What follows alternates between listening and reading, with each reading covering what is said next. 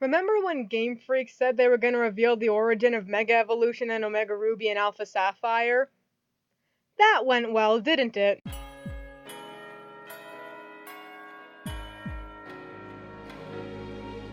Hello everyone, this is VG Master 2, and welcome to the next video of what was supposed to be Pokemon Month. And as you can see by the title, today I'm going to be talking about Mega Evolution. More specifically, what the origin could actually be. Now, while this theory does have some hypothetical elements, I do actually have some in-series evidence to back this up. But didn't Game Freak actually reveal the origin of Mega Evolution? Well, they tried a few times, but not really. Even still, the games seem to contradict themselves. I mean, in X and Y and the anime, it said Lucario was the first to Mega Evolve, but then Aura said it's Rayquaza. But then Sun and Moon says the mechanic in itself is evil. It's all over the place. This leads me to some of my personal philosophies when it comes to series. I have 3, but only 2 of them really apply here. One of them is, creators will change their minds and or lie, so they should not be trusted. This is especially true for AAA companies who most definitely do this a lot for a quick cash grab. The only things that should be taken with at least a grain of salt should be things said in the series itself, and even then plot twists can rule previously said things out. My second philosophy is this. If a series has different media outlets, none of them are connected whatsoever, even if the creators say they are. Take, for example, Pokemon. It has 3 media outlets: games, an animated show, and comics. None of the events of the comics would be canon in neither the games nor show. Only specific details that are explicitly taken from one outlet and put in another are canon. For example, Ash is the main protagonist of the show, and he has Ash Greninja. Ash Greninja is in the games, so in that way, Ash is canon to the games. However, he is not canon to the main comic series. Now, with that being said, I do tend to pick and choose things from the different canons, but a majority of my Pokemon theories don't focus on a specific canon. Of course, it is something I want to be true in at least one of them, but this more focuses on the lore of the Pokemon world. Now, with that being said, let's get into it. I believe that Mega Evolution is not just a surge in power, but what Pokemon of the species that can use it used to look like.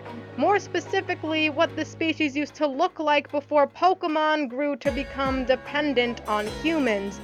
This is a fairly big claim, but like I said, I do have some evidence this time.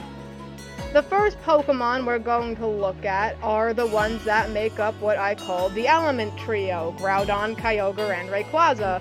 Groudon and Kyogre have primal reversion, which has been confirmed in multiple canons as what the 2 of them used to look like before their powers were siphoned off and put in the red and blue orbs respectively. Because of this, people speculated, or more accurately, expected Rayquaza to get the same treatment.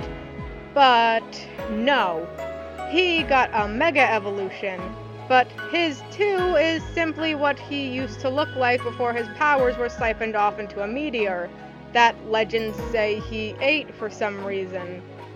However, I'm aware that the backstories of 3 legendaries is not enough proof. Luckily, there is more, at least in the games.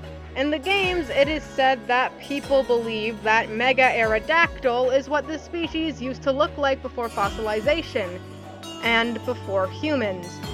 Think about it, the world of Pokemon as we see it is full of humans. Humans who create bonds with, enslave, and battle with Pokemon, with some able to capture and control those with the powers of gods. If Pokemon are anything like real-world animals, then they would have adapted to this.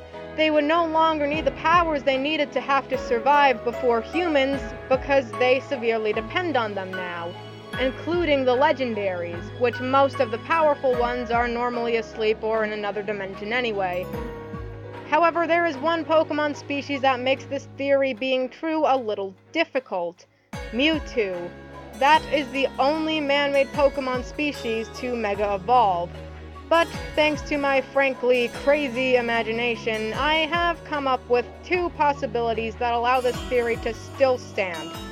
The first and least likely one is that Mewtwo was a species of Pokemon before, obviously with a different name. The male and female members of the species looked like Megas X and Y respectively. The species went extinct, but scientists managed to bring it back when cloning Mew, but the species ended up not reaching its final stage of growth. The second possibility, and the most probable, is that Megas were what the Mewtwo's were supposed to look like, but the DNA splicing prevented them from reaching that form naturally. Either way, the theory is still plausible, and it's definitely a headcanon I go by. But what do you think? Do you like this theory? Do you hate it? Leave what you think in the comments, and if you liked it, spread the word and also give it a like. If you want to see more, subscribe. Anyways, I'm VGMaster2, and I hope to see you next time.